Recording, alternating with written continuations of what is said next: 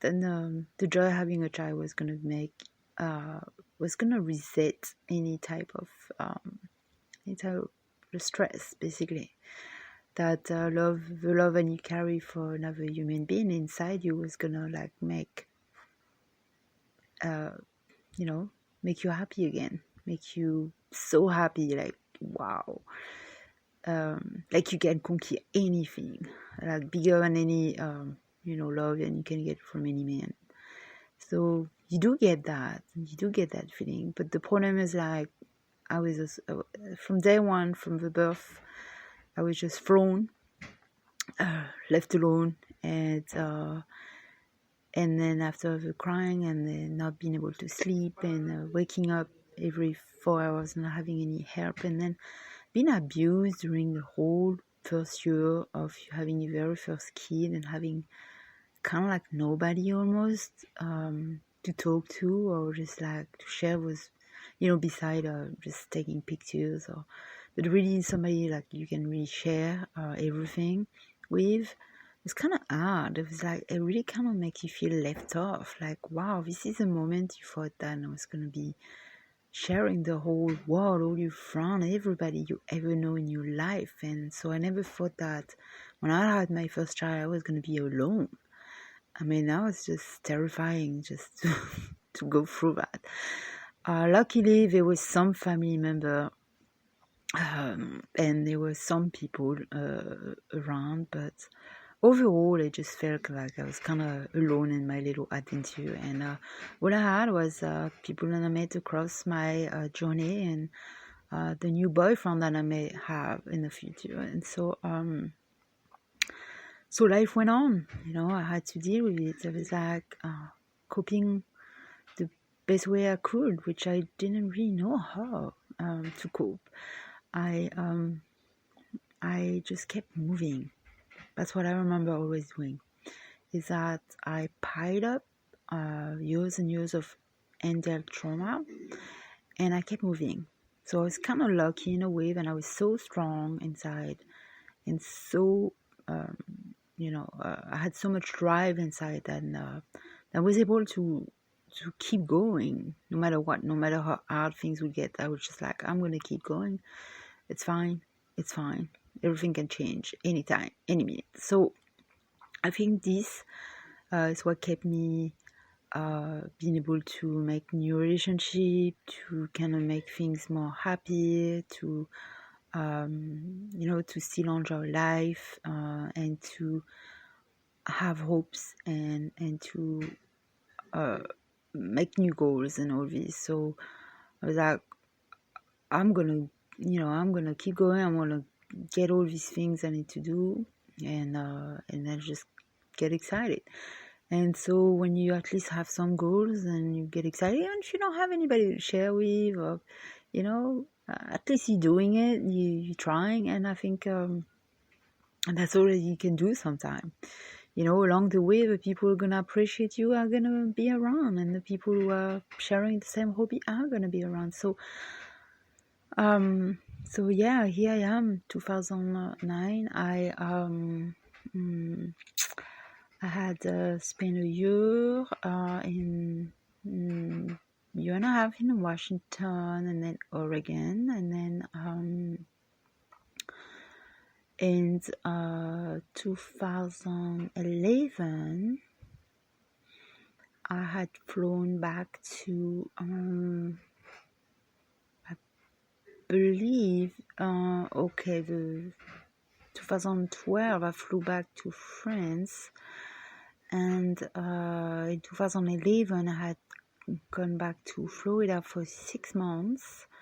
I stayed in Fort Myers, where I won a scholarship to get my art degrees, and then after that I didn't really have a chance to enjoy it and do it because I was sent to France to help my aunt, and so I lost all the membership, and it took me 4 years to lose my tax for the next 5 years because they quadrupled the amount that I owed which I never actually got the degree or even used the money, so I don't understand what had happened to me. But my credit started getting worse. I lost any left relationship I might have had. I had maybe 2 or 3 left. I go and I meet some of my friends, and we're not close anymore. Things are not so great. I'm just drinking, sad, and just, getting lost in the wood. I I would just say, hey, I'm here. There's all these trails, there's this wood. I'm gonna just adventure and just enjoy what's there. And so I did. I just enjoyed the food, enjoyed the waterfalls, enjoy everything that there is to be enjoyed. And then I just drink. And then I'll write, and then I'll listen to the good radio show in France and just have a blast and just laugh and, and just push my little kid in a stroller, looking like all alone. And I remember like participating in every single 4th of July or any like events that was happening. Always love to go to events. Antiques, weekend market, all this stuff. Always have the smile on my face, but never able to talk to anybody. So for so long, for so many years, I was not able to talk to anyone. And I was like, how can that be? How can I get to a point where I cannot talk to anybody? I had wrapped up so much pain in me. I had wrapped up so much anger, so much stuff, so much traumas between family members for all the time I will go back and forth when I visit, from all the traumatized experience, from all the relationship, from the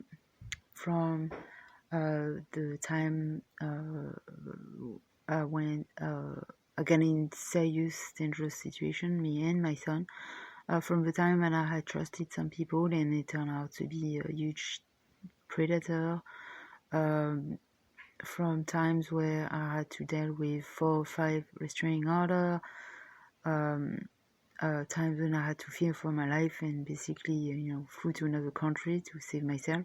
I mean, all of this, it was just like, I could not breathe anymore. It was just too much. I just could not think straight, could not breathe, could not take shower without having a panic attack.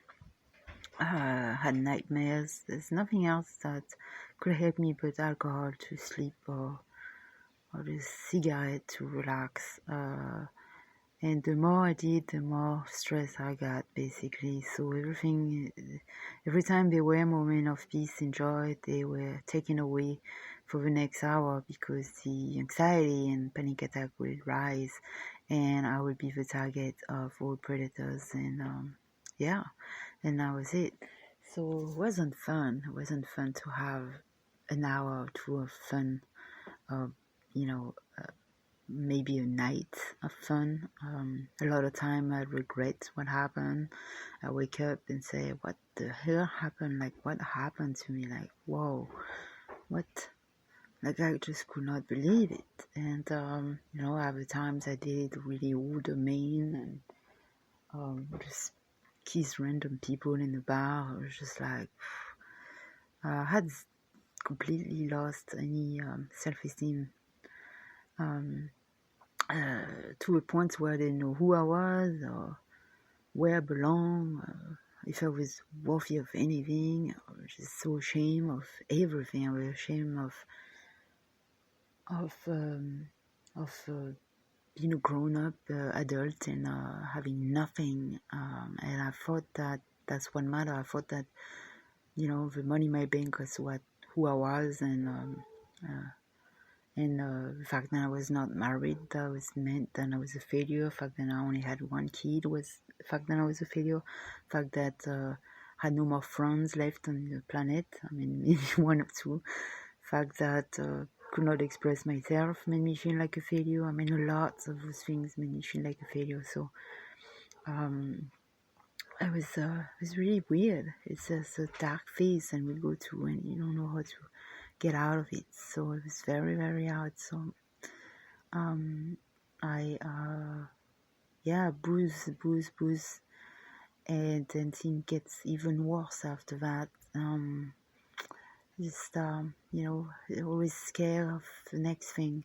And I remember flying back again in a panic mood, leaving a lot of things. When you're always scared, you leave stuff, you forget stuff, you get ripped off often, you get set up easily. And so I could have had many opportunity to do something great there, which I tried, but always failed. I could have made great connection. I could have made some good friends. I had opportunities, but I could not. I was too afraid. I was too afraid to share anything with anybody. I was too afraid to be hurt again, so I was not able to.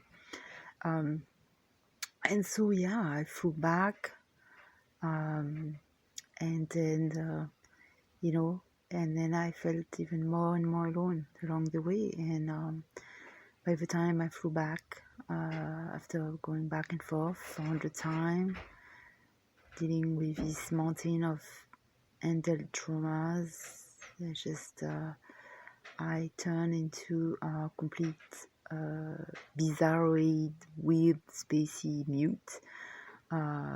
Fat, that's how I felt, fat, ugly, lost a bunch of teeth from the stress, eating sugar, and, just stress altogether. My hair started turning grey, younger at age 35, 36,